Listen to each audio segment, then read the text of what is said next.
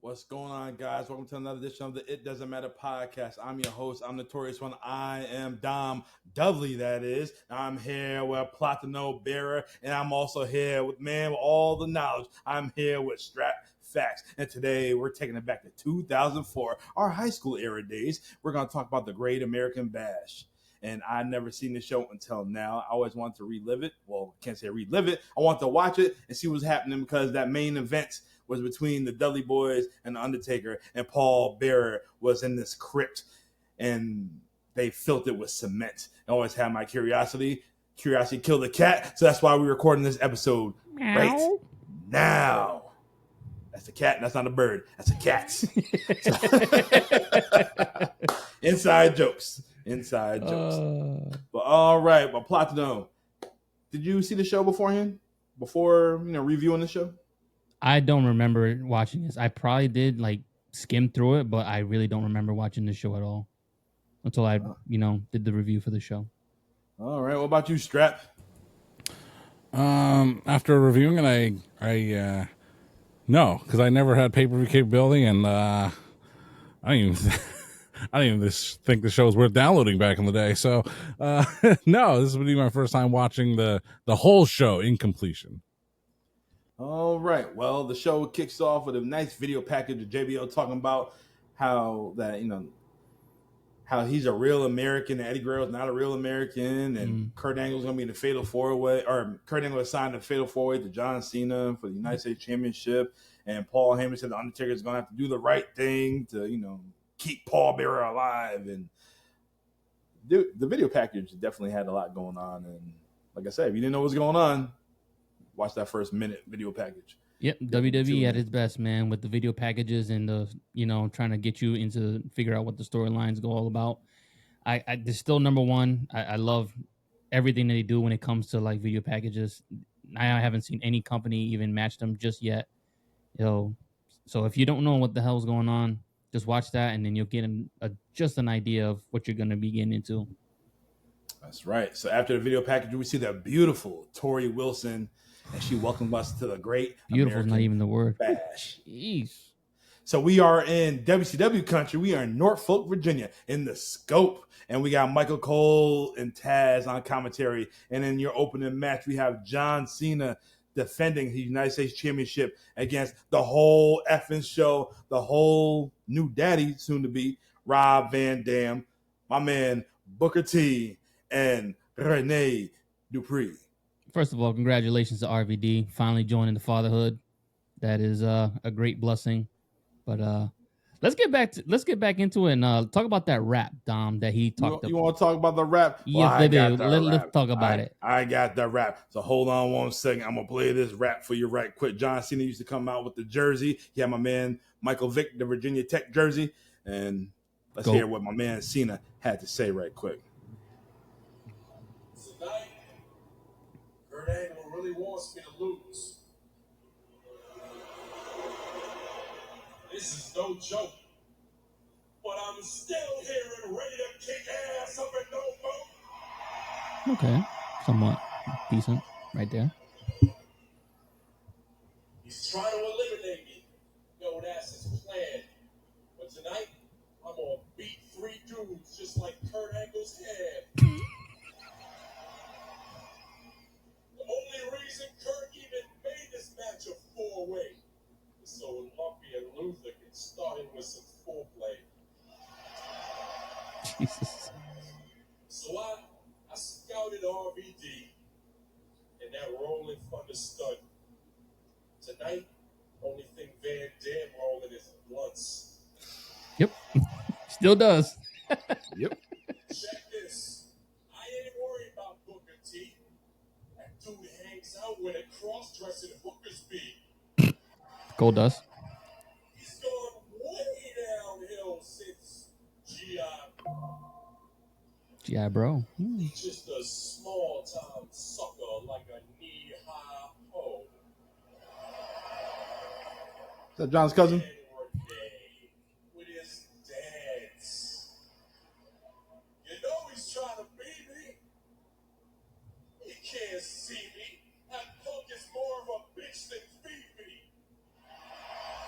Fifi's the dog. You all didn't know. But the Navy's in the house.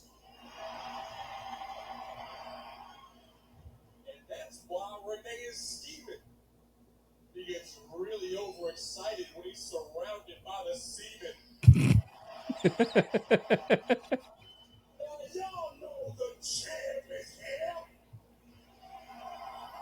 So we running the show. And if y'all don't know by now, we didn't want you to know. Word life. I guess we Word life. John Cena with his raps back in the day. This one was okay. Yeah, better ones before, but Strap, what do you think about this right here? Did this make you want to rap? I did, believe it or not. I've had many lives, living the life I've had, and I used to before Strapbacks, before all those things, I used to do something called the Strap newsletter. I would email it. I would write it, and I would email it to an email list of all these associates and friends I've had in high school and college, and it was a thing, man. It was a thing.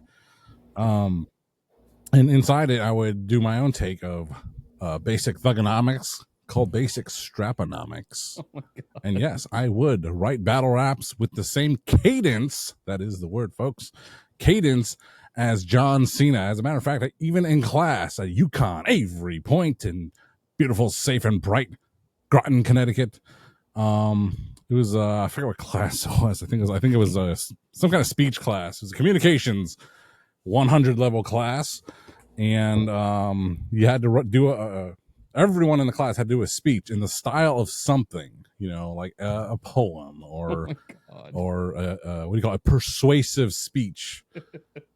My persuasive speech was in the form of a battle rap, just like the Doctor of Thugonomics. And I became known for it, and I would always tease everyone in the class saying, all right, everyone ready for another rap? And they're like, yeah. I was like, oh, it's just a regular speech today. Like, oh. I had some good ones. You know what the persuasive speech rap was about? If I could find it, I will find it. I hope I find it, and we'll do it on this show. It was around this time, obviously, of the Dr. Thugonomics, John Cena, because I wrote a persuasive rap speech on why you should vote for Democratic nominee John Kerry over that dastardly George W. Bush. And at the end of it, your peer review was like, what was John's message? What did he try to convince you of, or something like that? And what evidence, it's a class, it's like, take something John said, and that's what he was trying to say. And I guess it was amazing what people wrote back, the feedback. They're like, John wants everyone to vote for John Kerry. And he said, I believe in John Kerry. I'm like, I wrote that. I'm like, it rhymed for sure. So yeah, I mean, I love John. I mean, it's so funny because like I say I'm not a John Cena mark, but I really was when he was the rap guy. Not so much after they start over pushing him, but at this time frame, 2003, 2004, I was a big fan. Who wasn't? It's like being a fan of LA Knight now. It's like, oh man, everyone freaking loves LA Knight last year, this year, and who knows when we'll get sick of him. But it was just like John Cena in that time frame, 2003, 2004. It just seems like LA Knight's not being pushed far enough for us to hate him. Because yeah. If he ever wins, all I know we're gonna say is, "Oh hell yeah!" If LA Knight ever wins again, I mean, what is? Anyways, dummy. But John Cena as the rap guy, like, it was fine. Like I said, I just copied his cadence and the way he said things, and it was very fun to imitate that for a time. But yeah, it was a decent one. It wasn't his best one, I hear, but hey, man, United States champion defending the title, and a young guy, still mobile at this point in his career. So it was fun to see him as this John Cena compared to what we see now, because what we see now, we've seen enough, according to John Lee here.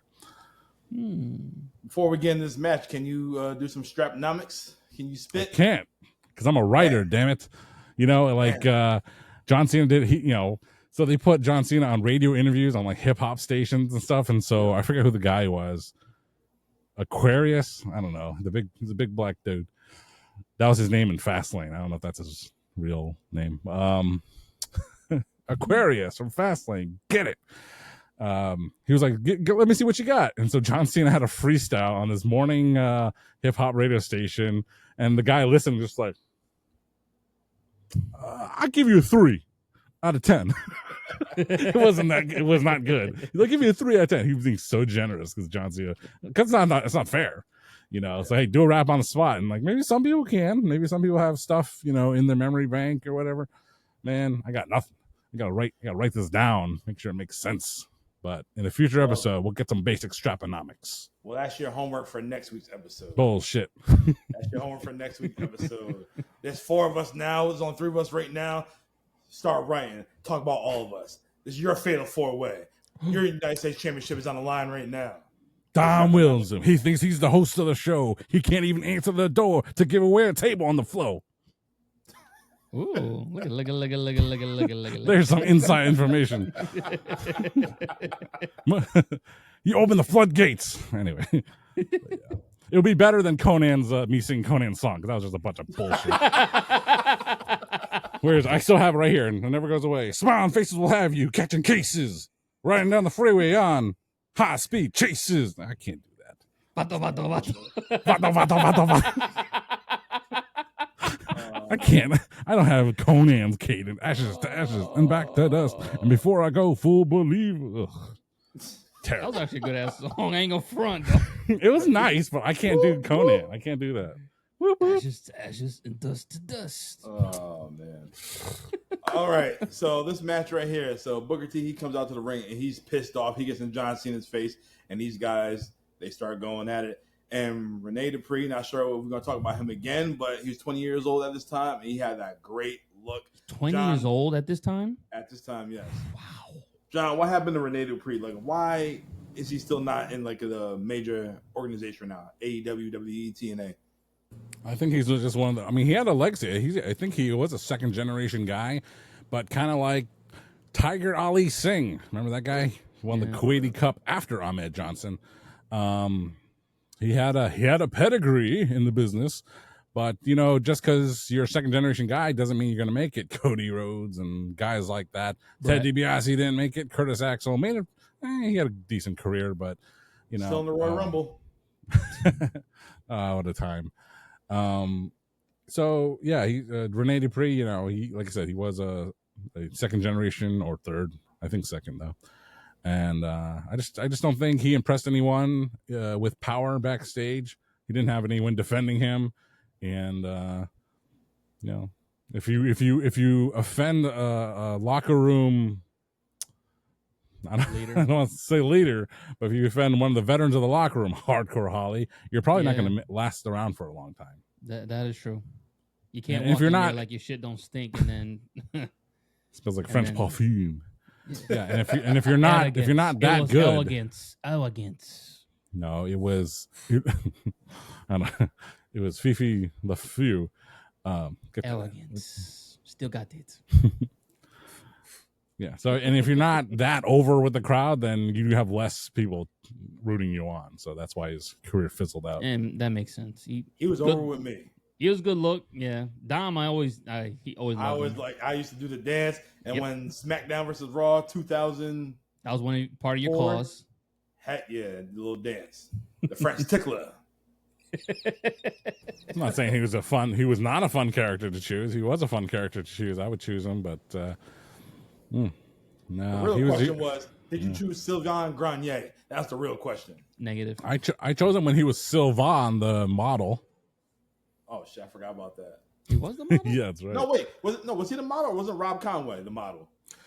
I mean, no, I think Sylvain was more like the Miz model, and who's the other guy we're talking about? Rob Conway was just like weird. He was wearing like freaking fishnet stockings, and he's like the motorcycle guy in the Village People. He was that kind of guy, and his theme song was like, "I'm going down, down, down, down, down." Hey yo, that's how it was. That was his theme song. Hey yo. Well, Rob Conway doing things the Conway because he is the con man. Who authorized that nonsense? I mean, I was in school. I was over in California at the time. I missed a lot of Raws and SmackDowns, so there's a lot I missed, and I don't miss the debut of the con man, Rob Conway. Although my friend Joe Mallow, if you were ever happen to find this episode, we went to a house show in San Jose together. The Shark Tank, the HPAC Center, the HP Pavilion it used to be called, now the SAP Center. And we plan on getting like the cheap seats. We're going to go to the box office, so we'll get the cheapest seats possible. Man, this guy turned heel on me. He's like, the lady offered, we got like these seats, like they're like fourth row or something. Do you want them? And Joe's like, do you want them? Like, we had a discussion, Joe. I was like, fine, let's do it. And so we sat, like fourth row on the floor. Floor seats I never go for, but we just did it this time. Why not? And he was the first guy. And he was the first guy to like, let's go watch the wrestlers enter the building. I'm like, I don't do that. I'm not one of those people. Yeah, we did that. And I don't want to be around guys like that. It's like, come on. Yeah. And we're in the arena, and we had a great time. And that was like my first camera phone, digital camera at the time. And I took a lot of pictures. This is like May of 2006. Actually, that was our second one. Whatever. But yeah, I know he loved that stupid gimmick of Rob Conway, and I played it up. I was like, you people are cheering for the con man. He's wearing sunglasses. He's cool. He's the con man. Doing things the con way. At least I was popping Joe, but I was not popping anyone else. Anyway, gimmick sucked. All right, so let's get to this match right here. So Rene Dupree, he was dominating the match, and while this is all taking place, Booker T was just sitting outside the ring, just allowing the guys to take the punishment. And then now it's John Cena. He does the same thing while RVD and Rene Dupree go at it. And Booker T still standing there. Yep. And this was an elimination match, and it's all about survival. And we see Rob Van Dam hit the 5-star frog splash across the ring on Booker T. But Cena comes out of nowhere, and he rolls RVD up. And then RVD is eliminated. I gotta say, for Eliminator though, I'm not used to WWE putting up elimination matches. This is more like a ECW thread that they took off, and then they just never did it. To be honest, I kind of wish they did do it because it would make the matches a little bit more exciting. That way, you get that one definitive winner instead of the fatal 4-way, just one pin, and all right, you can just run off, and now you have like kind of 2 or 3 storylines within one. But when you actually eliminate all the guys and you have that one definitive winner, it kind of makes you feel like, all right, he earned it. I feel like every single time Rob Van Dam's in an elimination match, he hits a big 5-star frog splash. Somebody takes advantage and just rolls him up and he loses. Yeah. The same thing happened to him in the Elimination Chamber. Yep. I forgot who he hit it on. Was it 07? I don't know the year, but I just know he got eliminated after he hit that 5-star. I mean, I never really liked that spot, and it's like, because I imagine someone told him, like, well, you're hitting this very devastating, high-risk frog splash. You got to sell it like it hurts you just as much as it hurts the guy. I'm like, no. And in this match in particular, it was a fine example of that, where it's like, okay, he's overselling because he's waiting for John Cena to come in and finish a spot to roll him up. It's just like, damn, RVD, just overselling until the spot happens, So John Cena did a move in this match, and it caught me off guard. He should bring it back. He did this a move called the throwback, which basically was like a standing blockbuster. Did you see that? I remember seeing that. It's a natural selection. No, well, the guy was standing at the time, so. All right, it's a standing natural selection. Basically, yeah. But yeah. I mean, it's one of those things where, like, in the video game, like, because obviously in the video game they want to put as many individualized moves as they possibly can, and yeah, they would come up with names, whether they were the real names of moves or not. I remember in WWF Attitude, so this Brandon Johnson was like, this move is called laying the smackdown. I'm like, that's not what it's called. It's like, that's what it's called in the video, in the Prima video guide. I'm like, I don't care what it's called. It doesn't have a name. Fucker. I used to buy them damn books. I used to steal them. But yeah. So John Cena with this move, the throwback, and him, that move, that suplex he does before the 5-knuckle shuffle, the protoplex. No, it's never been called that. Never. But it's been called that by fans. So that's what it is. It's the protoplex. That used to be his finisher. So yeah, the throwback, yeah, that could have been a nice secondary finisher, but F that. All right, well, Booker T, he eliminates Rene Dupree. And after this, Booker T and John Cena, they're going at it. Booker goes for the scissor kick. He misses because John counters it and hit him with the AA, the attitude adjustment, for the win. John Cena retains. He is still your United States champion.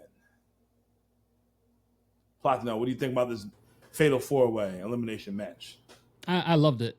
It wasn't what I thought it was going to be. I thought it was like a fatal 4-way. And then as soon as John Cena came up with the pin, I was like, what the hell was Booker thinking, just letting him to get the pin? But no, they said it was eliminated. I was like, okay, it makes sense now. Booker T is not wasting his energy. He's like letting these guys go after each other, being a smart veteran, take advantage of these guys when they're not looking or not paying attention. It was a good way to showcase all these guys. I mean, 2 young guys with Renee and John, and then the 2 veterans with RVD and Booker T, which will later on become John and Booker for their storyline down the road. Which was told perfectly. I liked it. I didn't like the rap, unfortunately. It could have been better, but John is a much better rapper than we think. But yeah. Yeah.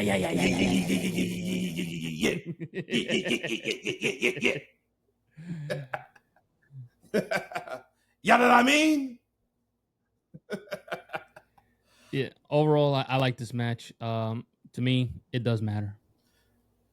Strap, does the match matter?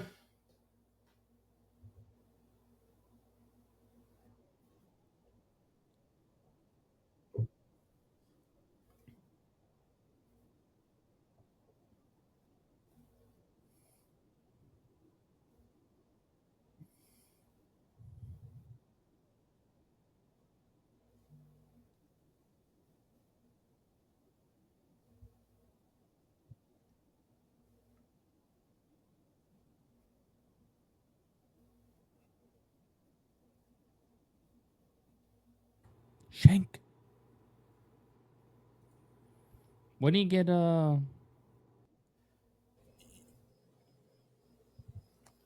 All right, so after this John Cena match, we see Charlie Haas and Miss Jackie Gator backstage, and they both tell John Cena congratulations. And John Cena told Miss Jackie, "What? Hit up my cell phone or whatever he said." I forgot exactly the basically he's looking at Charlie Haas like, doesn't I'm matter. gonna bag your girl, and he ain't do nothing about Basically, it. you don't want back. You don't want to back her now. I'll tell you that. Whew. Damn. Dom. Anyways, Kurt Angle, he rolled up in that wheelchair and he told Charlie Haas, "I am disappointed in you because you are my protege. You fell to the bottom of the card. And now I have a new protege, and his name is Luther Reigns in relation to Roman." So, first of all, Strap, you got to tell me, why was Kurt in his wheelchair? Well, 04 is like a blurred time for me. So you got to tell me. High school times. Kurt Angle, as you know, he at WrestleMania 19, he had that match with Brock where he had a broken freaking neck again, and he had the non-invasive surgery, so he didn't need to be out as long. He did return that June. Still too early. Any kind of neck surgery, if it's invasive or not, it's still too soon. But he came back, and they had a nice little video package to the song "The Clocks" from Coldplay. It was awesome. And he kept wrestling throughout the rest of the year, but the homeboy was still hurt, and he wanted to make it through WrestleMania because that was a big. I mean that according to WWE.com, that is the main event of WrestleMania 20. Kurt Angle and Eddie Guerrero. Damn. So after, that's why SmackDown had a rough patch. They were great in 02, 03, but they had a rough patch after Brock Lesnar left. So, Kurt Angle, he lost the WrestleMania match, and then to give him an on-air role without wrestling, they made, he was made the new general manager of SmackDown. And then he had an angle with Big Show. Big Show still, yes, I remember this one. I still think he still had his hair, but Big Show kind of somehow, I don't know, he pushed him off like a top ledge. He killed Kurt Angle, and somehow he just, I might be mixing up. I don't think so, but he hurt. Did he shoot him with a tranquilizer? That was later when Kurt Angle started resuming wrestling. Yeah. They did that, but I think Big Show pushed him off a ledge. He broke his leg. And he's the general manager with a broken leg. Didn't Show throw somebody down the stairs, or was that Brock? I think Brock threw Zach Gowen down the stairs. Oh, Zack Ryder. God. Oh, I thought it was Zack Ryder. Zach Ryder just had a hell of a time in 2012. Also. Yeah, I remember that. Oh, Jesus. Wow. But I do like the SmackDown. SmackDown, it was definitely interesting at the time. It was better Raw. 2004 SmackDown was better than Raw. That's what Vince hated. I'll tell you that. When his A show was time. not as good as his B show. God damn, God, you're letting these guys beat you. They don't even have all the superstars. God. Triple H, get the title again. Get Evolution going. Yes, all right. Triple H don't work Tuesday nights, but all right, here we go. So after this, we see Charlie Haas with Miss Jackie taking on Luther Reigns and Kurt Angle in his corner. We will probably never talk about Luther Reigns. So, Strap, tell us about Luther Reigns. Luther Reigns is great. What are you talking about? Luther Reigns, believe it or not, he was known as Horseshoe in WCW. I mean, you got to remember Horseshoe, don't you? I don't even know horsepower down at the former Red Dragon Buffet in beautiful, safe, and dark Montville, Connecticut. Yes, you say that. But yeah, he was Horseshoe in WCW. As you can still tell, he still has the same haircut. It's a horseshoe on his hair. But yeah, I mean, he hasn't had a great career, but that he was a memorable character from WCW Saturday Night and things like the Pro and all things like that. What? Memorable? I remember him. You don't. I remember Horseshoe. God damn it, Horseshoe. Hard work, Bobby Walker. That's disorderly conduct. Oh well. Rennie Rage and Kenny Chaos. Was he Kenny Chaos? No, he wasn't. But I'm telling you, other wrestlers that were there. From '96 to '98 at least. Anyway, so he was there. He is a former WCW guy, whether anyone realized it or not, and he probably wasn't developmental for a time. They brought him up as this guy Luther Reigns, and he was getting a small push here as the new Team Angle, and his last match in the Federation would be at No Way Out the next year, and he cut great promos. He really did, and he had a money making promo with the Undertaker, and then he just quit. He just quit right before WrestleMania, and that's the end of Luther Reigns. That's it. Like, he had promise. He really did. And he just quit. And years later, he would join that multi-person lawsuit, that people do against WWE about concussions, steroids, or what have you. They didn't win. He touched my pecker. Not that one. Wrong one. Okay. But no, Luther Reigns. He doesn't disappear completely in my history, but he was around. He was there. He was pushed. Then he quit. The end. What was your favorite match with Luther Reigns? That one with the Undertaker. It's funny. No Way Out. The question is, did you play with him in SmackDown vs. Raw 2004? That's the question. Probably not. I mean, we have fun talking about the old video games. Being Rene Dupree. I do remember playing as Rene Dupree, but I don't know if he was. But if he was, I didn't play as Luther Reigns. I don't think he was like a regular character. He might have been a DLC or a call. Who's on download that? There's no DLC. Well, they're like a call or something like that. You have to unlock them probably. I don't remember, man. I mean, he's very unremarkable. I'm with you, Dom. Besides the horseshoe on his head. I'm with you, Dom. This time in high school, it was just a blur. I was like, who is this? Here's how you make Luther Reigns. The caw. Caw, okay? You got the body, the physique of Stone Cold Steve Austin. You get him the head of John Cena, and you give him a goatee. That's Luther Reigns, baby. Jeez. SmackDown versus Raw, 2006. Yeah, that makes sense. 2006. Really? That's what popping Oh, up because right it'd be I like would- a year now. Hold on, before. let me see. It's like Madden. Dude, Hold on, let's see if I can. So it'd be like what's Madden? Madden 26? y'all hear that motorcycle? Yeah. DOA. It's like having the most elongated fart. Just won't get out of my system, man. Well, they're having a little bit of run. Oh shit! Look it. Yeah. Stone Cold body. John Cena head. Goatee. Pause on the John Cena head. Oh, SVR 06. Okay. oof. Sure. All right, well, we ain't never gonna talk about Luther Reigns again unless we watch that Luther Reigns and John Cena match on Wrestling That Made Us with John Lee. That's the only way it's gonna happen. Oh my god, what a But- waste of time. All right, so this match, Charlie Haas versus Luther Reigns. Luther Reigns dominated the whole damn match. Luther Reigns, he gets the win. Abel, you didn't miss nothing. I'm glad you skipped it. So there we go. So after this, we see JBL backstage, John Bradshaw Layfield. He's kind of promo saying that Eddie cannot win this match. And he goes on to the details how, you got to disqualify the last match. You retain the title, but basically not this time. It is not going to happen. So after this, we get Chavo Guerrero taking on Rey Mysterio for the Cruiserweight Championship. Chavo Guerrero, he won a Battle Royal to become the number one contender to go against Rey. And it's funny, I can't think about what SmackDown show it was, but we did see Rey and Chavo go at it with Chavo Classic. And it was a sign in the crowd that said, bring back Chavo Classic. So Chavo Classic was like, guard. like I said, I wasn't really watching too much, but he made me want to sit there and watch. He was a hell of a hand and one of those guys that was like, yo, his character is just, it's like your dad where you're like, come on, can you stop showing off? This is my show, but he's too damn funny because you just still want to listen to him.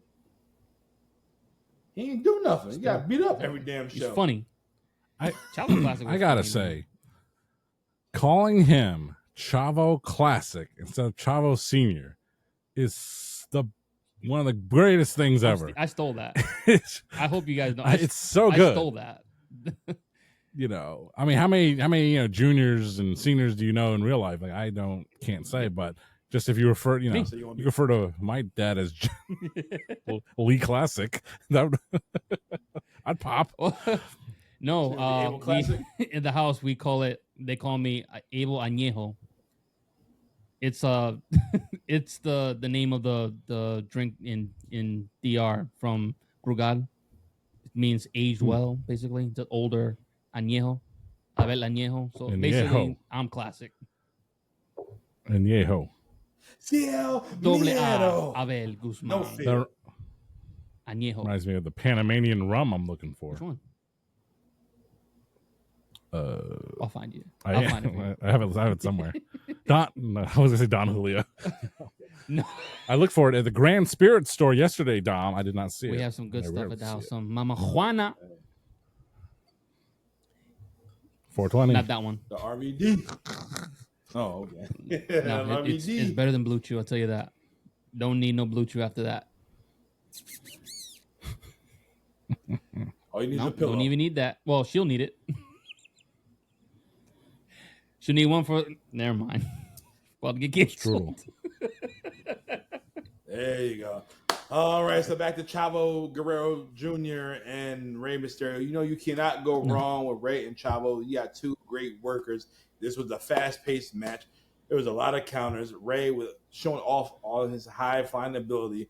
But Rey, he wins with the counter to Chavo having him in the gory special. Yeah. You can't go wrong.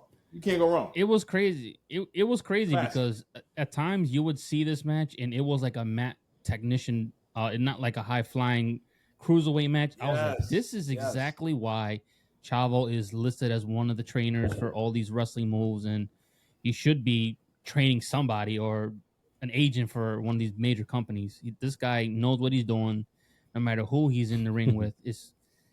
I think you said it, Dom. He's like a generation too early, or he missed the boat because he's He's incredible.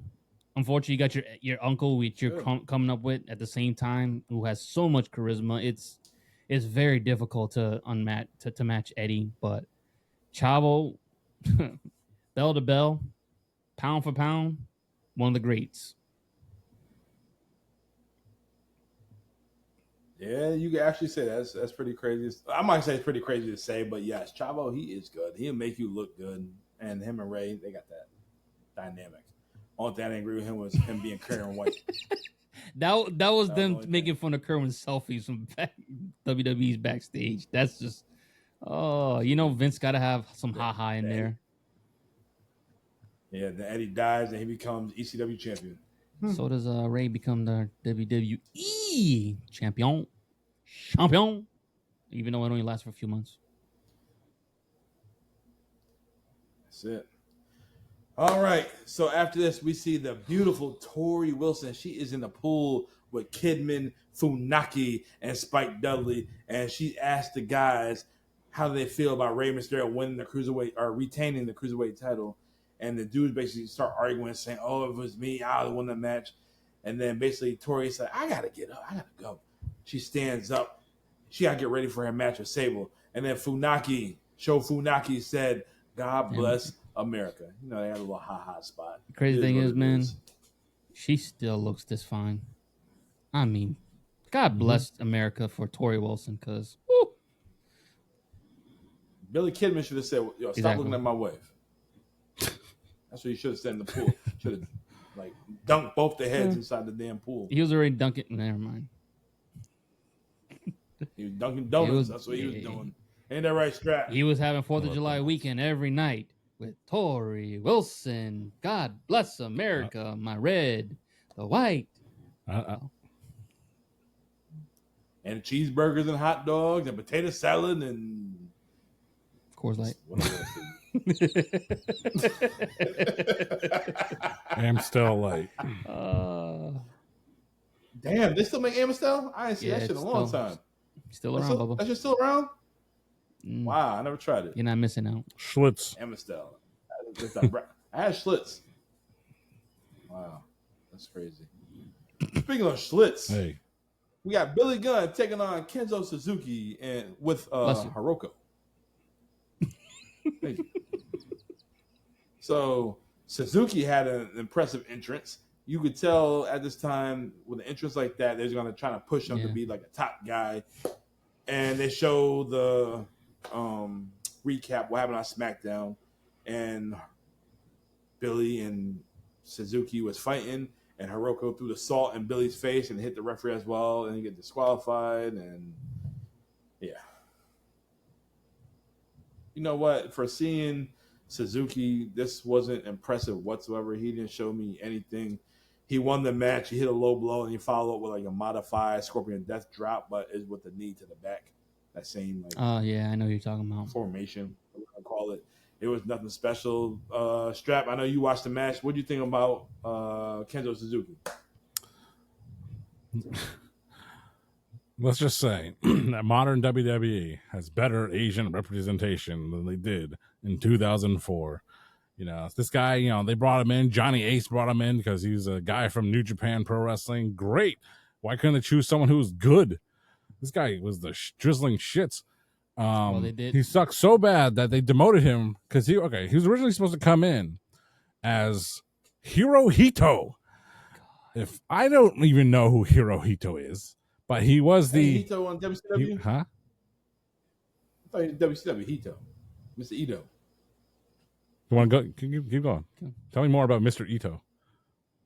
Hold on, I remember seeing Mr. Ito. Ain't that to do with the white face? No. The guy with Hakushi? Yes. Is that him? Right in WCW. Hakushi in WCW. Well, I'm talking about Ito. What's his name, Ito? I don't know. Go ahead. Share the screen. I'm gonna.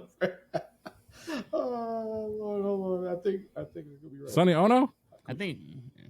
No. It was some dude. I think you might have been looking at Sonny, brother. Man, you've been watching that Starrcade 1995 too much. It's Hakushi's manager. Yeah. Ain't that Hito? Probably. Hold on, let me see. Riveting content. But anyway, Hirohito was a Japanese emperor. I think he was the emperor during World War II. So he was not a good guy. It's like when they try to name Walter Gunther Stark, a Nazi U-boat captain, and they're like, I guess we will just call him Gunther. You know, so it's not historically, it's not a great name. No. Okay. Yeah, because So Kaiser wasn't even his original name too, right? Was that still Kaiser? I don't remember. Marcel Barteau. Yeah, that's what it was. Marcel Bartel. Sounds like something you drink. So, they want to debut. Look at that autograph. Looks like a recipe for homemade sake. Look at Japanese aren't innocent.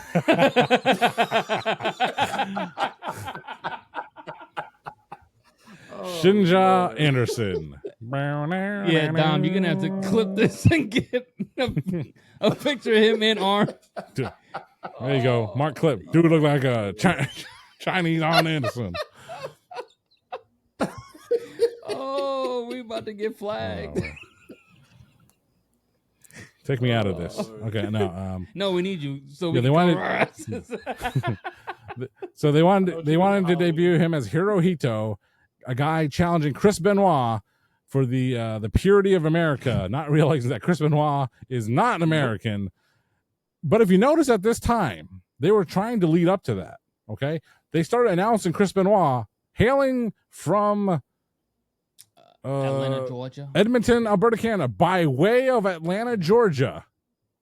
They started doing that at this time for Jericho too. He wasn't from Winnipeg. He was from by way of Manhasset, New York.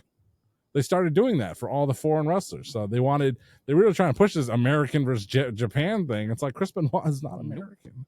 So at Bad Blood 2004, Chris Benoit was supposed to be defending the title against Hirohito. Who did he defend it against instead? Kane. Kane is always the backup choice. So yeah, that's what Kenzo Suzuki was supposed to be, but they repackaged him as this guy. He sucked. He was terrible, and he would leave just as well as Luther Reigns did very shortly. So they hired all these jamokes, and they didn't last very long. So it just shows you how valuable they were in the end. Just don't hire them in the first place. I don't even think he was in the game. I don't even think he was in the wrestling game. Well, you see how WWE does with Japanese stars. They bring them in, they look impressive in the beginning, and then they cut them off. God, he was. Well, Nakamura still hot. No, he was ugly as hell. Shinsuke is not the same Shinsuke as he started it. I don't like it. He's a heel. I don't like it.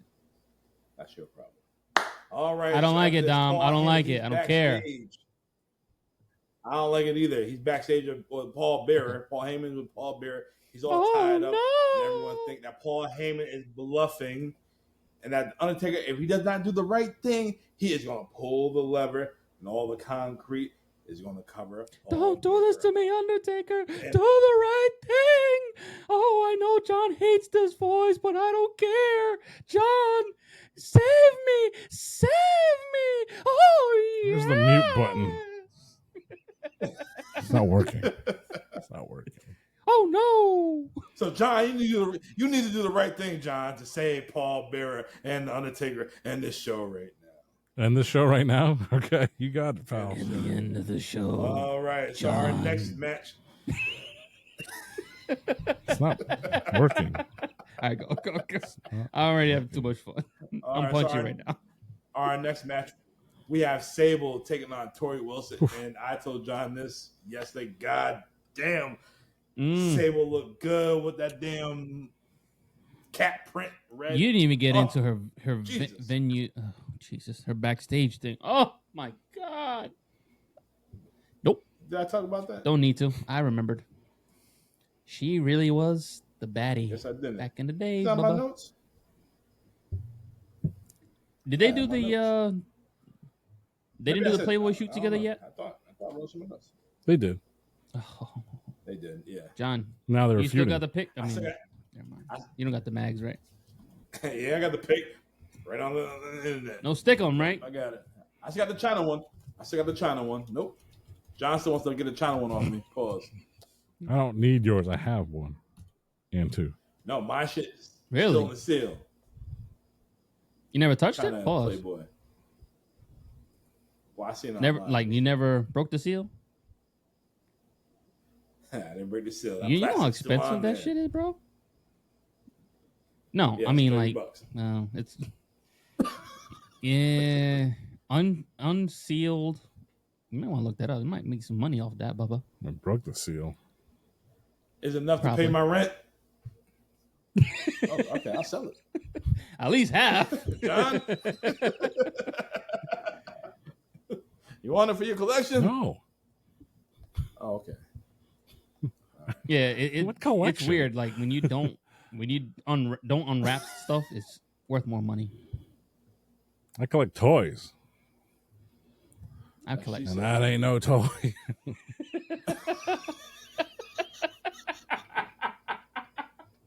Oh, Lord. Speaking of Tori, Sable and Tori Wilson, they having a match right now, and Tori's still looking patriotic, and Sable's in there mocking Tori Wilson. This match is nothing special, just sex appeal for the fans, or if you want to go get some popcorn. You know, popcorn. Well, I did. And yeah, but Sable, she got knocked out by a headbutt by Tori Wilson, and she played possum. Then she won with a roll up. This is the second time we've seen a roll up tonight. Nice. But while Tori got pinned, her shoulder was still up. Sure was. It was. I think the ref was looking at the tits, to be honest with you. We all That know where he camera. was going. Oof. Strap, what are your thoughts on this match? Stupid. It was dumb. It was botched. It was terrible. It was pointless. I mean, the point is to get the hot chicks out there. But you know what? I mean, we covered some other show where I don't know what it was, but Tori and Sable, they've already been through this many times. So it was just retreading again. So it's just like, what's the point? So it was just. And the crazy thing is, I didn't mean to cut you off, but Sable in '98, she was much better wrestler than she is now. I mean, that's not even saying much. But she showed a lot more back in '98. I mean, I love Sable in the original run, of course, but this second run, I just was not into her at all. So I don't know what to say. But Tori Wilson is timeless, so she's great. She really is Wonderful. All right, so after this, we see the Undertaker. He's backstage. He just standing in the dark hallway, and then he just starts walking. And then we see another beautiful vixen. We see Dawn Marie, and she's with my man, Rene Dupree. And then Dupree said he's not upset. He's gonna get even, and that he's gonna even protest. Then he's gonna start flirting with Dawn Marie. He's gonna lick his lips. Hey, baby, you want to see my French tickler? After that, Nunzio, a little Guido, and Johnny the Bull Stamboli, they interrupt and says, hey, Dawn, do you know what to say about the guy with the big feet, huh? I got a size 15. Do you know what that means? She's like, huh? She playing that Maria Kanellis role, but, so, big feet, capiche? Then them two walk together. They walk off. Then Johnny the Bull got in Rene Dupree's face. Then he says, what size are you? You a size 6? And that was that segment right there. That segment existed only so Dom could recap every single thing that happened in it. It's the only reason it existed. I didn't care. If you missed the show, because Dom knew this. He knew this. He knows people gonna scrub through the show. He knew that. So he's going to take every bit and piece that he can so he can use it on the show, which is great. Great job, Dom. But good God, if there's things I don't want to relive, it's segments like these. Me neither. Garbage. But that's what you need to do. You don't want to relive that segment. You want to relive this next match. Dawn. Our next match is Mordecai versus Hardcore. I look like freaking Nunzio right now. Forget about it. Nah, he uses bleach. Cruel and unusual. Thanks for the t-shirt. Yeah, so we got Mordecai and Hardcore Holly next. Man. Yeah. So they pushed him the hell out of Mordecai, and they show a video package of him taking out Barb Holly on SmackDown, however long ago it was. So basically, what Mordecai trying to take out the big dog, just like in jail, you got to take out the big dog to make a name for yourself. Oh, that would be Nunzio. The big hog. The big Believe hog. that. Yeah, size 15. Yes. But this match did not matter. Holly goes for the Alabama Slam, and I had never seen nobody reverse the Alabama Slam before. All Mordecai did was just slap them in the ribs, reversed it, hit him with a razor's edge, and the match was over. That was it. Pop. Nobody ever did that shit before. I never seen that shit before. Why? Oh yeah, that was another good example. That was good. All right. The year before on Monday Night Raw, it was RVD and Kane, the Raw Tag Team Champions, facing off against a surprise team. Eric Bischoff, the Road Warriors, Hawk and Animal, live on Monday Night Raw. That's right, LOD versus RVD and Kane.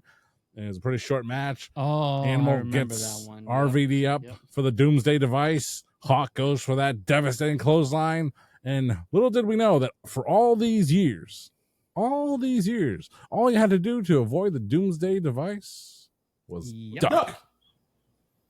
I knew that. So, same thing here. Here comes the Alabama Slammer. I'm just going to tickle his ribs. Oh, he's out of it. Basically, that's what happened, yo. That's exactly what happened. Oh, my Lord. Bob Holly, #1 contender for the WWE title earlier that year. Now, just jobbing to Mordecai. Jesus. What a waste. Mordecai didn't even have an action figure. He wasn't around long enough for that. He wasn't even long enough to get in the video game. Take that. Ain't missing out. But Kevin Thorne was, though. Well, he had Shelly Pancake Nips Martinez. Oof, she was bad. Shelly Martinez. Well, when your nipples are that big, you're going to be bad. See mine. What's her name in TNA? Ariel? Hey, get the syrup. All right. What? Who said syrup? Yeah, get the syrup for those pancakes. Oh, nah. Go cinnamon. You good. Yeah.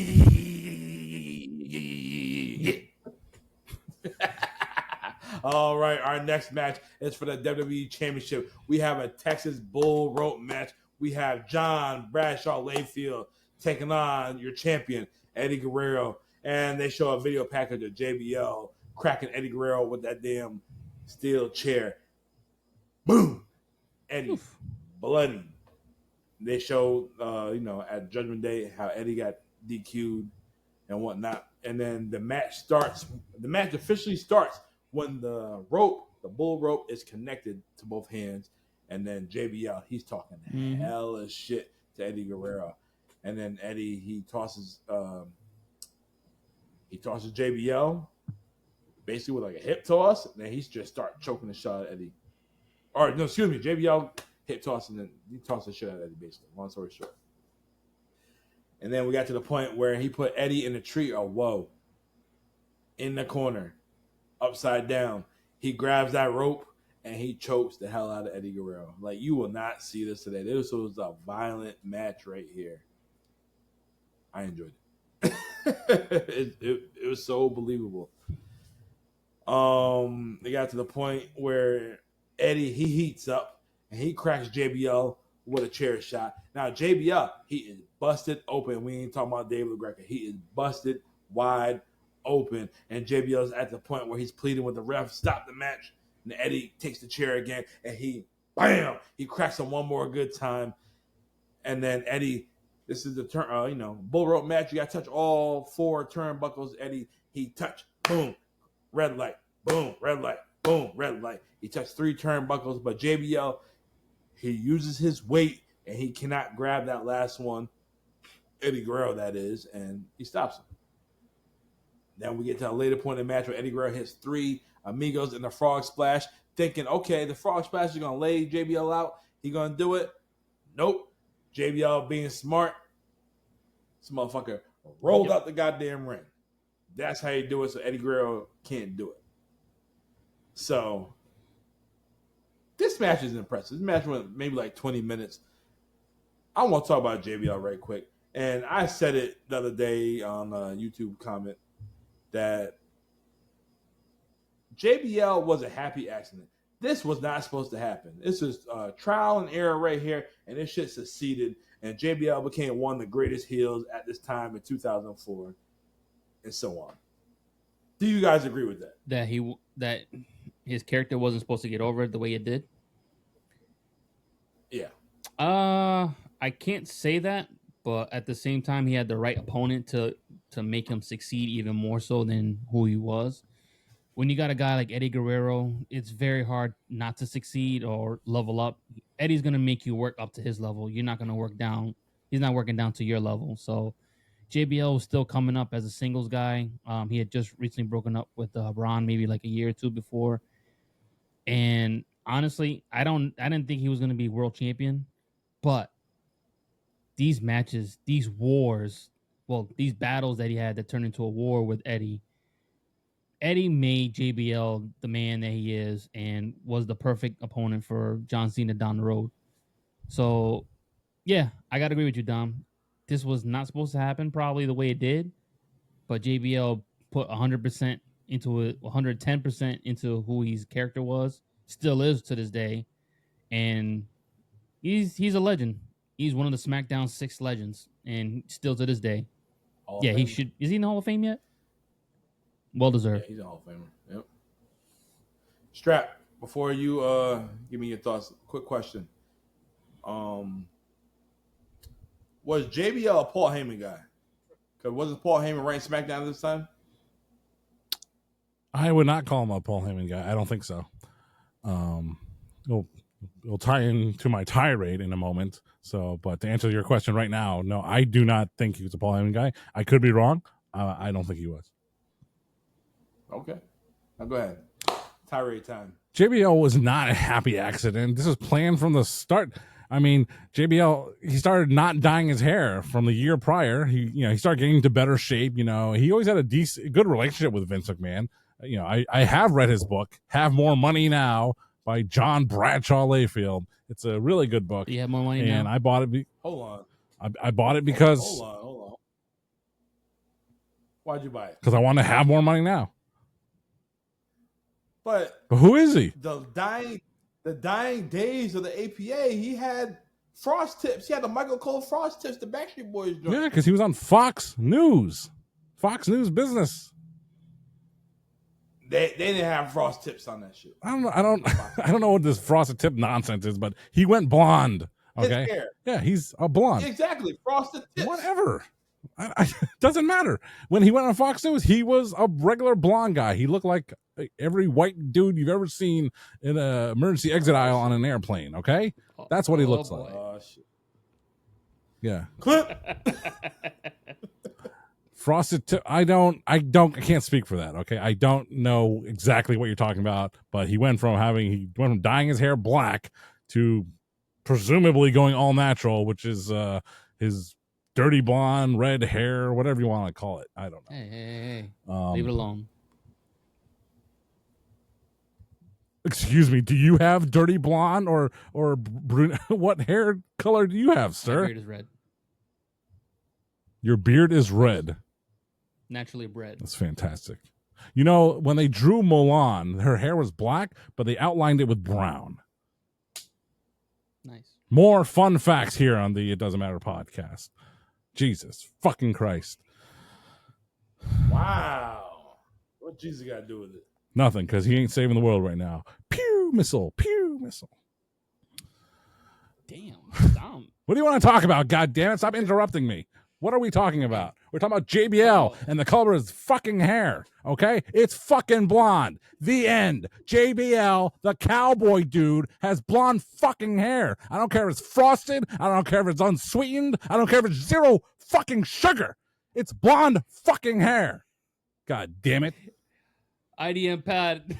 JBL was a Vince McMahon creation because Vince McMahon was tired of all these idiots, these vanilla midgets like Kurt Angle, Chris Benoit, Chris Jericho being all technical wrestling with their with their arm bars and their hip tosses. He's like, I don't need that bullshit. I don't know how to do that. I like a big honking man, like a big honky, like big honking Justin Hawk Bradshaw, okay? And he said, I'm going to take this guy. I'm going to challenge him because this guy,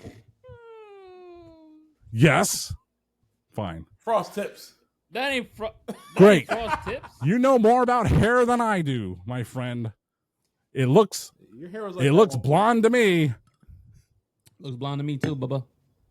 Great frosted tips, frosted mini wheats, whole wheat, extra when grain. you say frosted tips, I'm thinking of Justin Timberlake and NSYNC those days. Sure, I can think of Justin Timberlake with frosted tips. Yes. Anyway. Continue. Sorry, I was interrupted by frosted fucking tips. Anyway. Well, at least you ain't got hair like Vanilla midgets like Chris Benoit and Chris Jericho.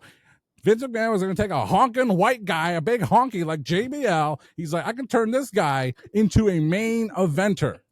And it all started with JBL. He was caught eating Snickers bars behind the scenes. Vince McMahon just looks at him, says, you know, you might want to start getting in shape there, pal. That's what JBL did. You look at JBL in that photo, you want to bring him back up? Please don't. But in that photo, he started getting in shape. When the APA reunited and it was blonde Bradshaw and old-ass Ron Simmons, he was actually in tremendous shape. What did you just say? Don't talk about Ron. Don't talk about Ron Simmons like that. All right, go ahead. Time for your tirade. Go ahead. I'll wait. Don't talk about Ron. Don't talk about Ron like that. First African-American world heavyweight champion. Damn. His hair is receding more than mine. And Plano's. Plano's red hair. Excuse me. Can't help it. Dominican red hair. Hey, you can't. It happens, man. You know, that's how you have the Jerry curl. What color hair you got, Dom? You got red in there too? Nah, it's downstairs. Morgan Freeman. Why the name you Red? Maybe because I'm Irish.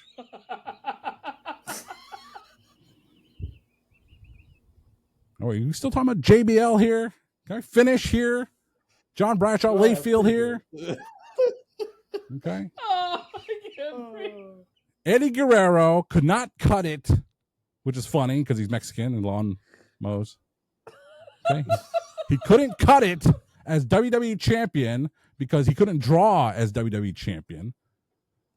Okay, he's feeling bad. So JBL did? He felt bad. This is going to turn into a nice moment for JBL, but y'all turning it into madness, all right? They're friends. They're best friends somehow. It doesn't seem like JBL and Eddie Guerrero would be that close, would be that, in real life. But they were. I think he was one of one of the groommen or married the best man in his wedding. Would you ever think that? No, from what Eddie Guerrero, from what you see on TV, the way they acted, you would be like, "Oh, these guys can't stand each other." But they always say when you really care for somebody and you really love them, on screen you can say and do the most vile, despicable things you can with them, but know at the end of the day, you love that damn bastard. No, for sure. But it's like, when did they ever have a chance to become friends? They work for different companies. When JBL was a younger wrestler, he was touring Europe, with Otto Vons in Germany and all that stuff until he made it to the WWF in '96. And he was a WWF guy all the way. Eddie Guerrero, he was in Mexico, Japan, and he was in WCW. When did they have time to cross paths? Was it when Eddie found religion? You think he'd chum me up more to like Shawn Michaels or something? I mean, you think JBL does not seem like a guy who found God. I know they one of them numbers. I guess so. Well, didn't Eddie and the Radicals all come in at around 99? Yeah, well, right around there. You can 2000. think about a bunch of the guys hanging out, just trying to make buddies with so and so. So hey Eddie, sure. How you doing, buddy? Hey, Vato. So who knows? People can become friends for any reason. No, we like Posse. Oh, not that one. So they were really close, Eddie and JBL were really close, and you could see probably JBL can see the stress that Eddie Guerrero was carrying on his shoulders. And Eddie, because of this, I don't think JBL would be the kind of person to go like, "Hey, I was talking to Eddie, and Eddie looks beat down. I should be the champion instead of him." No. Vince, I don't think that happened. I think Eddie Guerrero, knowing JBL as a friend behind the scenes, seeing his aspirations, his career goals that he was training and working hard to become a main eventer, he's like, Eddie Guerrero probably goes to Vince and says, "Listen, man, I can't be the champion that you want, but I think Bradshaw, I think he's your guy. I think he can do it. And I would be honored to drop the belt to him." And as weird as that sounds, I mean, I don't know this. I'm just making that up. But I bet something like that happened. And I don't think so. No? Nah, Eddie, you still think? Eddie's very prideful about his work, and he's going to give 110% no matter who it is. Exactly. He's so prideful in his work. He says, "I can't hold the championship. I'm not doing it justice. I have to give it up. Wow. It's too much pressure on me." I disagree. You don't think so? I don't see him saying that, but I don't think so. You never know, brother. But you don't think a guy is so prideful that he will give up this championship because he doesn't think he can hold it? He doesn't think he can live up to the prestige the belt has. Eddie was over at the time. He had 5-star matches. It's not about the 5 stars. Business was down. Yeah, you got to think. Business was down. Think about it. It was no competition. That's why business was down. Business should be up if there's no competition. Business is stagnant. Nothing. Business was down because Brock Lesnar left and Goldberg left. It was no big name like Brock Lesnar or Goldberg, nothing like that. Yes, you still had Triple H on the other channel, but other than that, who else did you have? You already admitted earlier. This is not your era of SmackDown. You know, Bob Backlund and Bret Hart is not my era of the WWF. Okay, but this era. Well, you started this era. You started a year. This later. era, I was all over it. This was me. This was my college. This is the new generation. No pun to Bret Hart, but you had John Cena. John Cena was your rising talent. Yeah, you had Batista on the other channel. Look, we covered Judgment Day last year. We covered a year later. We covered the next month's show, Great American Bash 2004. I knew this, and I feel this, whether you felt it or not. This was the worst era of SmackDown ever. And I've been saying that this whole show. Like, fucking Mordecai? Yeah. The fucking Kenzo Suzuki guy? Rene Dupree? Yes. Fun as hell to play in the game. I know. But really, is he over? Charlie Haas? Nope. Excuse me. Hey, I'm playing with you. You know? You're right, man. You're not giving me any stars right there. I don't know why this. Well, I'm glad you enjoyed Chavo and Rey Mysterio. I'm tired of it. I mean, I didn't get to share my opinion on that match, but my opinion on that match was like, hey, it was great. It was well done. Rey's a pro. Chavo is a pro. I'm bored. I don't need to see this anymore. You were bored? I was bored. I did not like the match. Was there anything wrong with the match? No. No. There was nothing wrong with the match. I think you've seen it. Perfect fine. I've seen it. That you just don't want to see. I'm bored of it. I was bored of it in 2004. I'm bored of it in 2025. It's like me with Randy and Triple H. Every time I see it, change the channel. I already know what's going to happen. You're going to just drag it even if they're along. at Super Showdown. You're going to drag it along. It's going to be good, but still, it's like... All right, so what are your thoughts, Strap, on this match right here? This man you said he got his pride that, okay, maybe I can't hold the title. This was a good physical fight right here. Mm-hmm. Did you enjoy this match right here? I didn't like this match. I mean, it's sad to me to see Eddie Guerrero lose it in a gimmick match. I mean, even the previous title defense, was a disqualification. So in the Cow Palace. I mean, there's quite a list brewing of short title reigns, and whether they mean a lot or they don't. I mean, let's go down a few of them. This would probably be one of the Bob Backlund would be the first one, right? Sergeant Slaughter would be another one, just short title reigns, but I don't remember those well. But you could talk about Eddie Guerrero. Who do you defend the title against successfully? Okay, well, he beat Brock Lesnar. Mhm. Tremendous. Great. Kurt. He beat Kurt Angle at WrestleMania 20. That was a great, cool. That was a great match. Even the finish was a little funky, but it played into it. I That was a love that good-ass finish. finish. I gotta It disagree was with for you on his that, gimmick. John. That Yeah. you It don't was see a good. finish like that Come on, John. ever. Not even this modern day. I don't see anyone doing that. No, it was a great finish. If you've never seen it, Eddie Guerrero, he takes the boot off. Kurt Angle's going for the ankle lock and stunned Kurt Angle's like, what the hell? And he races after him. Eddie Guerrero captures him in a small package. He also has his feet in the ropes, which is illegal. However, that plays right into Mr. Eddie Guerrero. But as a WWE title match, what if that was the last match of the night? It's like, come on, that's cheap, man. It does play into the Eddie thing, and like I said, it was a unique finish, but I like clean finishes, man, and that really wasn't, even though it played into it. So I don't have a super problem with that. It was fine. But Eddie, who else did he wrestle for as WWE champion? Well, he wrestled Triple H on Raw the next night, the draft, Monday Night Raw. Yeah. That ended in a schmoz. Believe it or not, Eddie, as WWE champion, lost to Devon Dudley on SmackDown. Jesus. It did not result in a title match for Devon Dudley. Damn, Devon. He defended against Booker T. All right. Then he probably had a handful here and there, but the next one was JBL at Judgment Day, and another one was here at the Great American Bash, and he lost it here at the Great American Bash.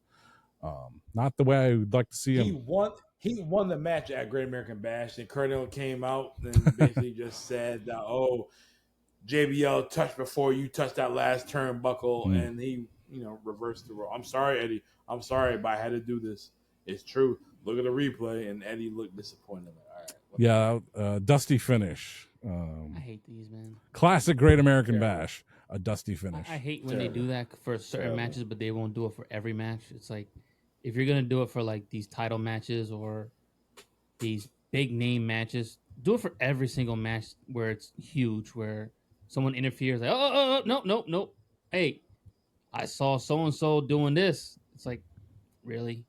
Screw over the babyface? That's when you want to come out? I mean, if the match was designed to anger you as a fan, because he's the great babyface, hey, it worked. But didn't like it. It was very disrespectful to Eddie Guerrero as a champion. But I totally agree with you. Put heat on. To me, when that stuff happens, it's like put heat on the promotion. It doesn't put heat on JBL or Kurt Angle. It puts heat on the promotion. But forecasting a little bit, where does this lead to? It leads to Kurt Angle and Eddie Guerrero furthering their feud. They would end up with a featured match at SummerSlam, Eddie versus Kurt, when Kurt was able to be cleared. And JBL moved on to have a long reign, but terrible title matches throughout his title reign, because they would all end in a heelish disqualification kind of manner. So basically, the John Cena treatment right now. Ugh. Wouldn't Eddie be fired later on during this year and then return like around late 05, 06? No. Did he? I think he already got fired. Oh, Jesus. It was like 2000. Okay, so that's when he came fired. back in. Yeah. Vince was like, all right, I trust you now.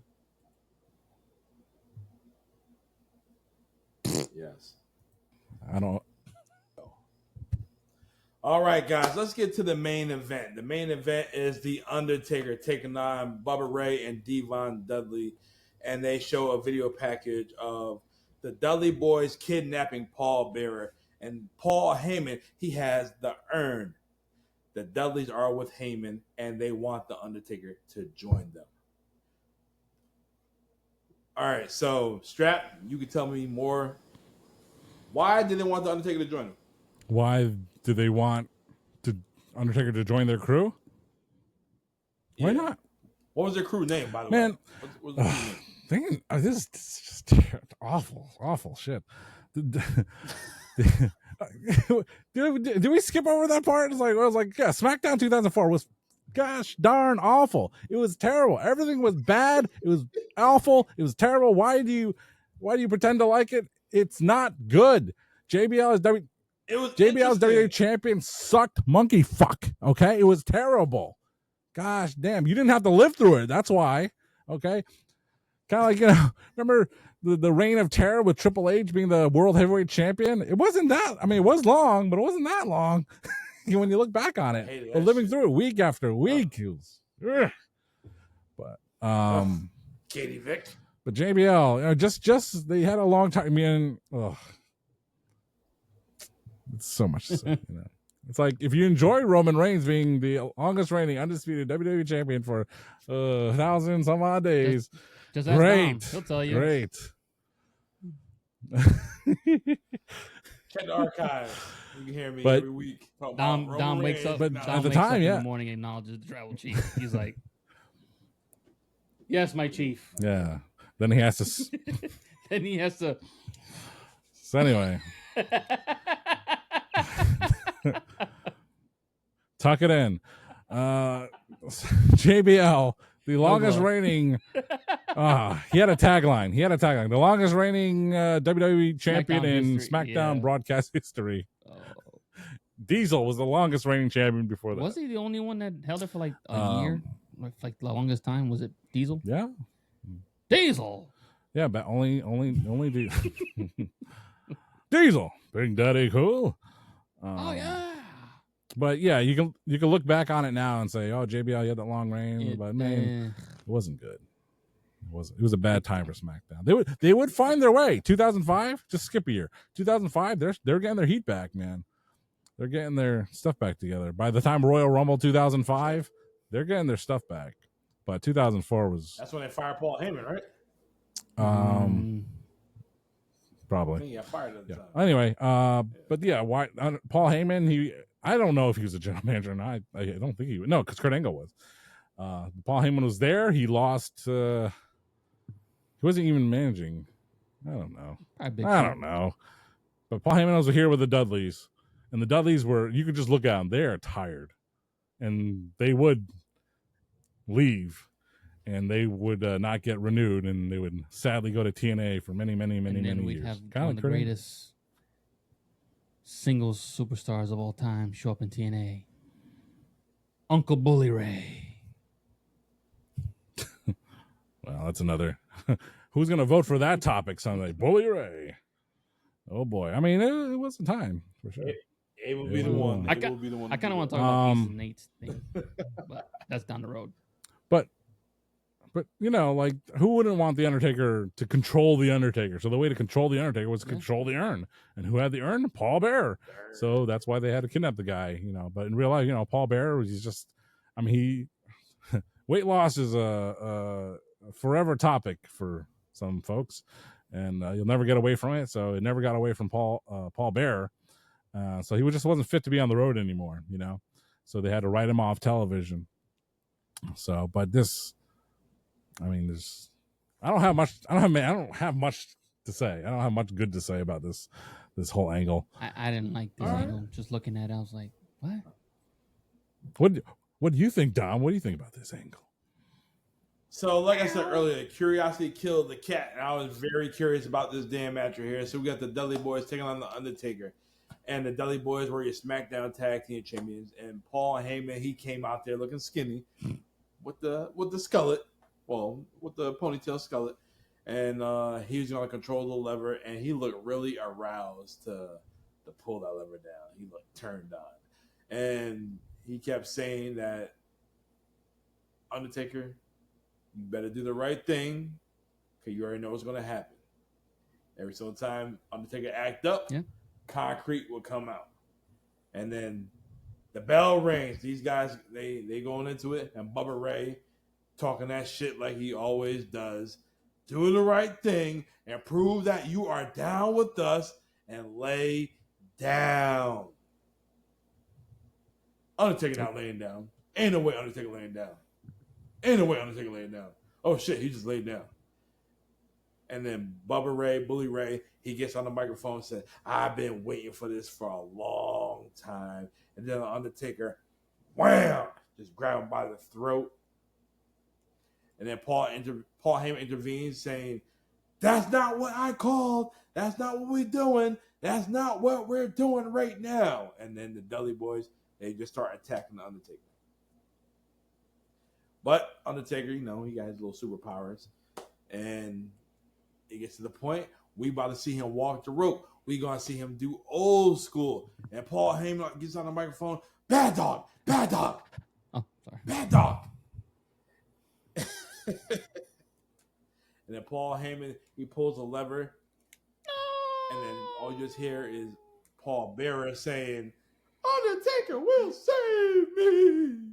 He will save me. John, save me. Save this show, John. I don't think John wants to save this show. He's just like... Save Great American Bash 2004. This show fucking sucked. SmackDown fucking sucked. Things I don't want to relive. SmackDown 2004. But man. Okay, well, you still got the finish of the match, right? There's one thing I do want to ask you something after you're done with the recap here. Okay, all right. So I'll go over with the recap.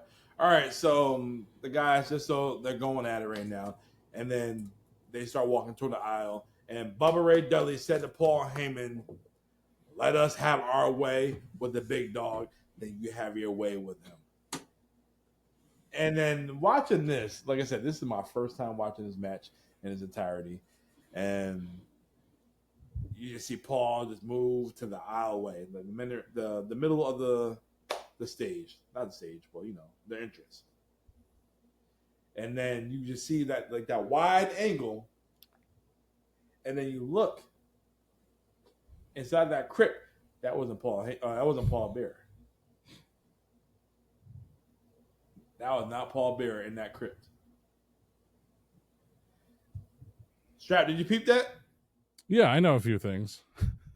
I didn't pay attention. Father, did you know? They're hoping you wouldn't. Go back. I want you to go back. I want you to check it out. So, if you zoom in, that was Paul Bearer. That was Percy William Pringle. Moody, Percy Moody, William whatever Moody. his name is. Pringle, yes. William Moody. Far away, they had somebody else playing Paul Bearer. So Paul Bearer did all the up close and personal stuff. And when the show actually happened, the pre-tape stuff that already happened, or the live show that already happened, that was somebody else. That was a dummy, yeah. But yeah. You'll notice if you definitely go back and check it out. You'll definitely peep it. But all right, back to this match right here. Undertaker, he gets the win. He tombstones Devon Dudley. But Paul Heyman said, "You didn't do the right thing. I guess I have to do it by myself." Now all you see is some big ass lightning bolt strike the crypt. Boom. And the Undertaker start walking over there. Paul Heyman's on the ground. And Paul Bearer says, "You saved me. You saved me. If anybody can save me, it's the Undertaker." And the Undertaker, he does the pose. And Taker, he looks around. This is probably one of the coldest things ever. He looks around. Then he says, "I have no other choice but Paul, rest in peace." And then you see the crypt filled with concrete. Undertaker, he looks around, and that's how the show ends right there. Crazy. What a show. What a main event. I'll tell you that. What a main event. Well, You saved me. I saved you long enough to get rid of you myself.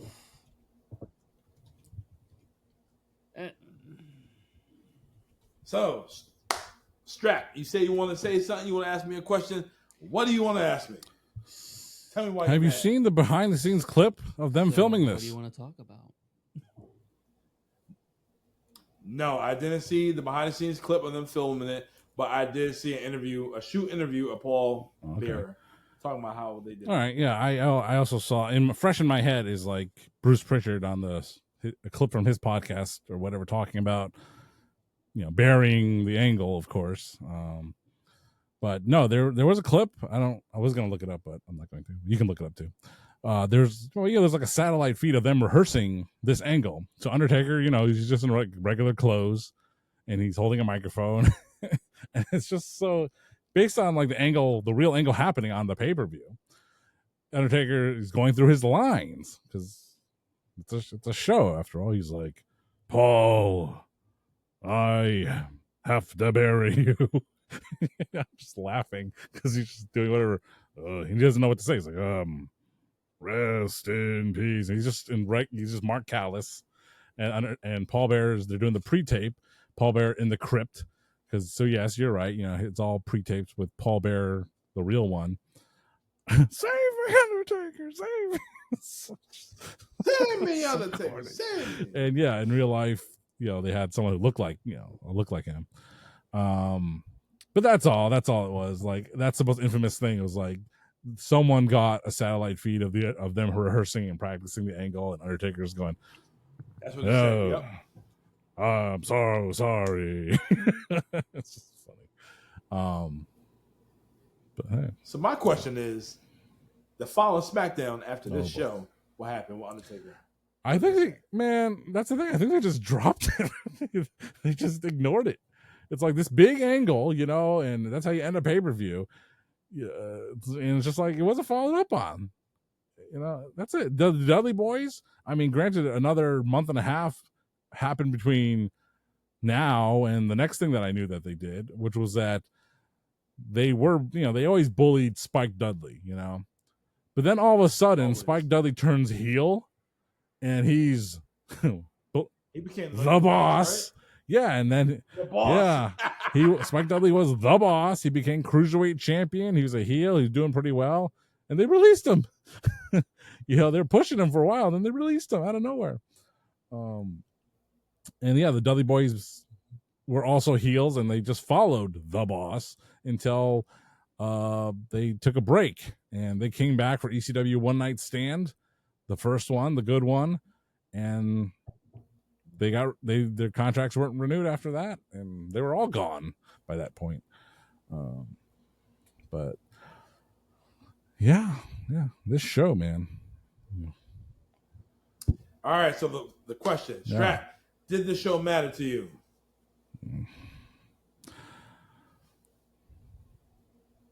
It's a hard one to answer.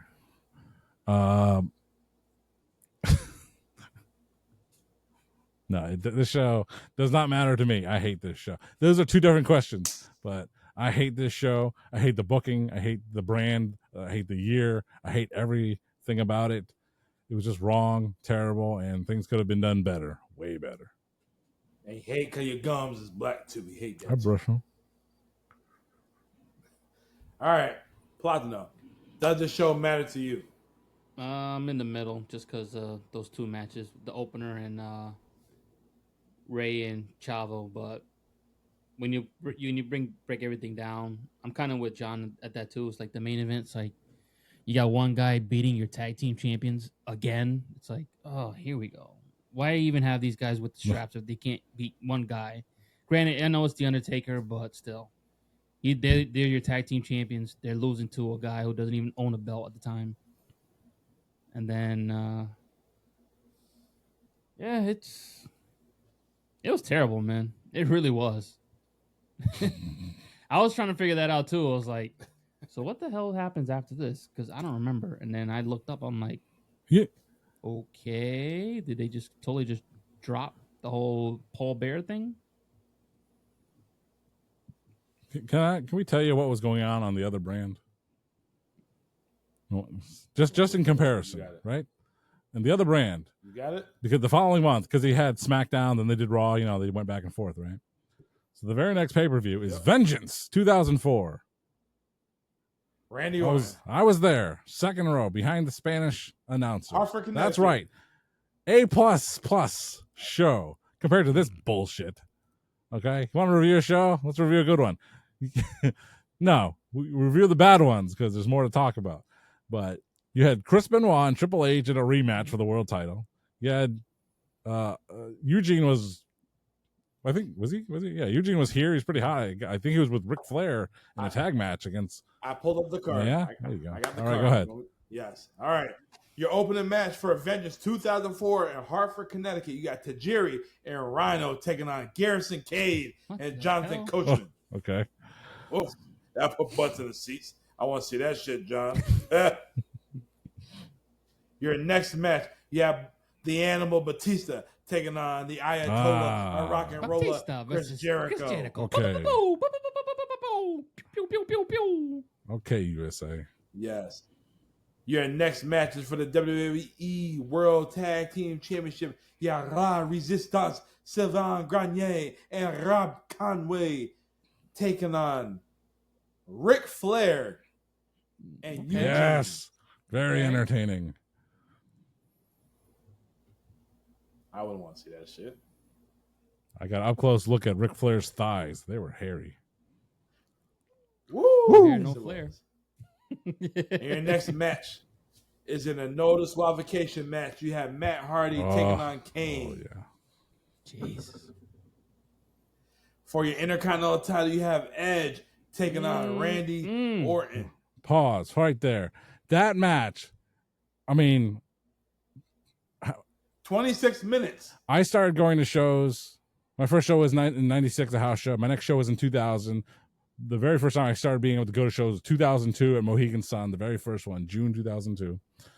And so me going to live events and things of that nature, very young in my life. You know, I've been to so many. Obviously, I'm 40 now. So been to a lot more shows since then. But at the time, Randy Orton versus Edge for the Intercontinental title, the best match I've ever seen with my own eyes in person.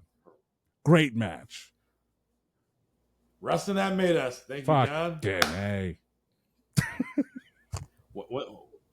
What's the date on this? Hold on. This is early July 2004. All right, John. See you in a few weeks. You bleach my shirt. Stay tuned for Bob Backlund and Bret Hart. All right, so your singles match for the number one contendership for the women's title, you got Victoria taking on Molly Holly. Mm-hmm. And in your main event for your World Heavyweight Championship, you have Chris Benoit taking on Triple H. Oh, yeah, man. Unreal. All right, so this Raw card is more stacked than that damn SmackDown card. So, all right. And I knew the cover with Randy Orton standing there like this. I got that chair. It's in my basement, man. Let me get that chair. Let me hit you with it. Hit me with it. It doesn't matter. All right, so this show that I want to relive had maybe like 3 matches that the matches I wanted to happening. Had 3 matches that I wanted to check out of the 4 that we discussed last week, and it's okay. Will I go back and watch it again? Nah, because I already seen what happened.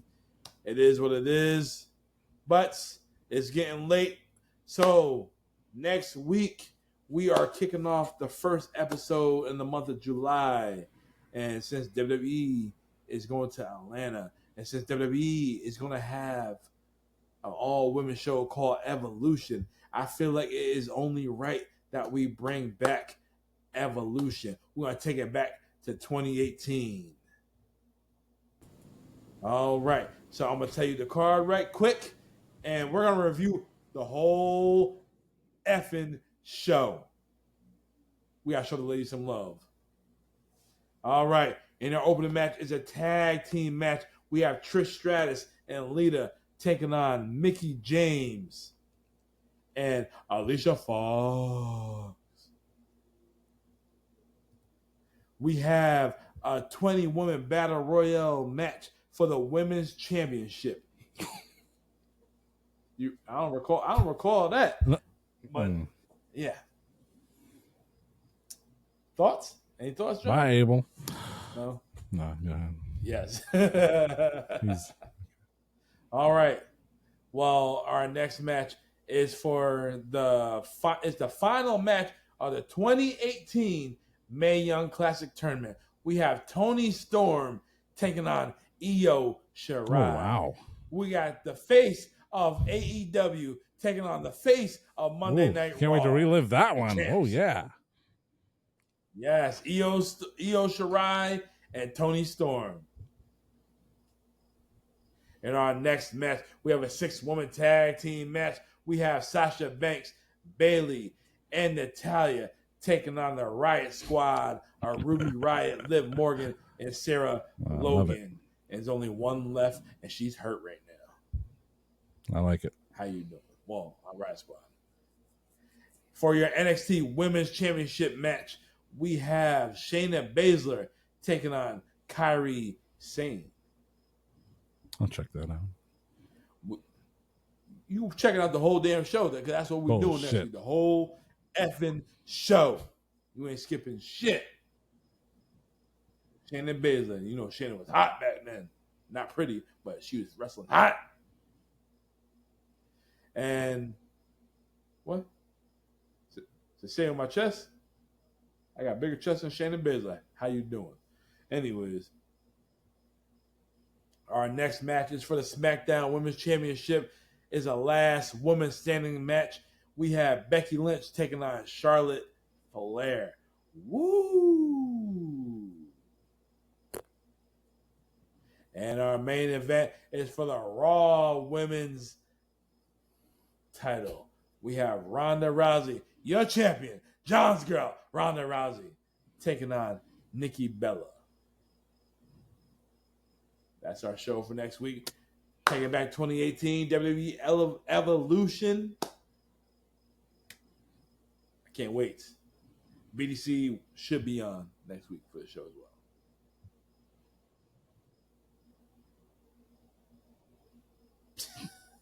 well. Yes. All right, guys. Any final thoughts before we close out? No, I know you're tired. Strap. Been sitting here for 2 hours and 20 minutes. You got any advertisements for us? No. For the week? I'm out of drink. No more drinking this drink. You can't be. You can't. I gotta recycle that. Y'all need me tomorrow. You can't. All right. Well, this is the Great American Bash 2004. Guys, like, comment, subscribe, share, do all that good stuff. We want to know that you're tuning in. We want to hear your feedback. Let us know what you want to hear from us. You want to hear more Strap rambling. You want to hear Poppy Platino going deep. Pause. And you want to hear what BS I have to say. Let me know. Let us know. Until then, yes, if you want BDC, let us know that you're watching the show. Hell, my man Chris Van Vliet said, say the word, I forgot what the key word was. Say the word pineapple. Let us know you're watching the show. Comment. Say the word pineapple. Put it on our Facebook, YouTube. Put pineapple. Matter of fact, I take that back. Put the word shark bite. Shark week. There you go. Put shark. That's it. Hashtag shark. Let us know you're watching the show.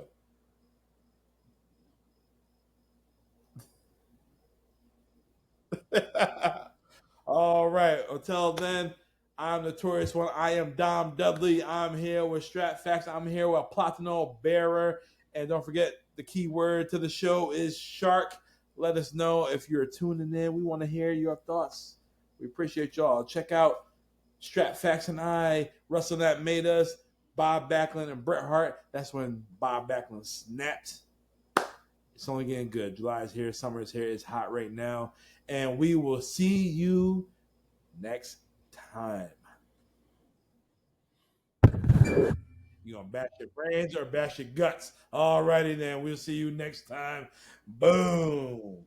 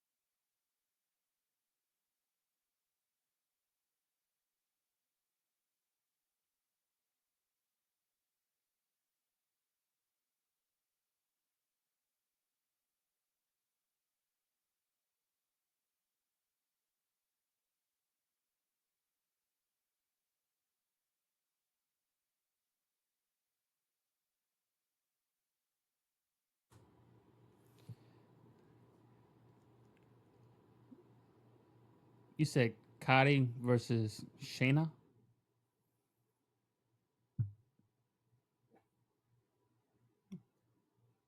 Say it with your chest down. You hear him? Yep.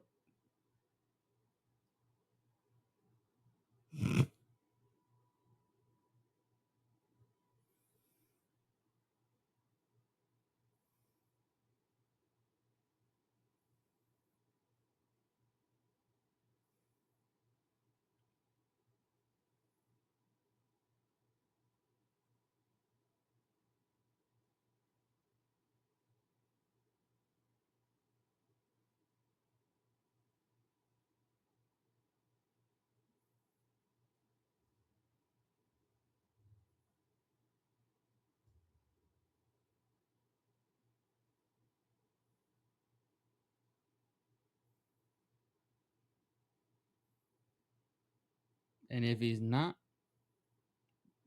no problem.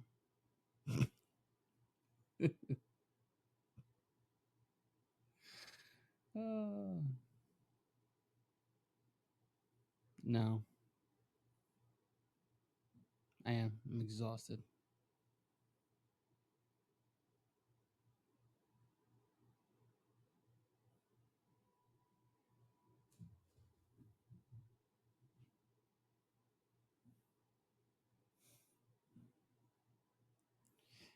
Yeah, I'm out of drink. I'm sweaty.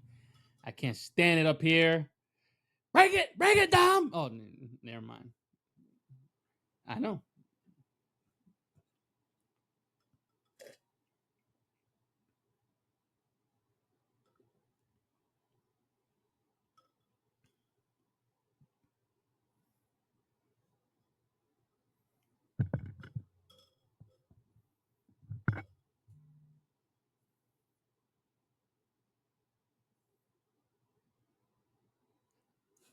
I do go deep.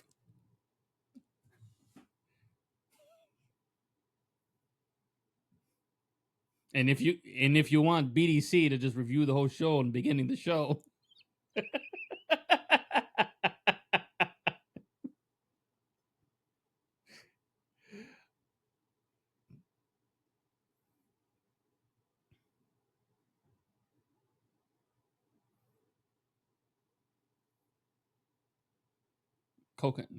Coconut, brother. Pineapple means another thing.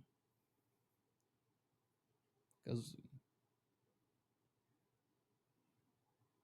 Plátano. Oh.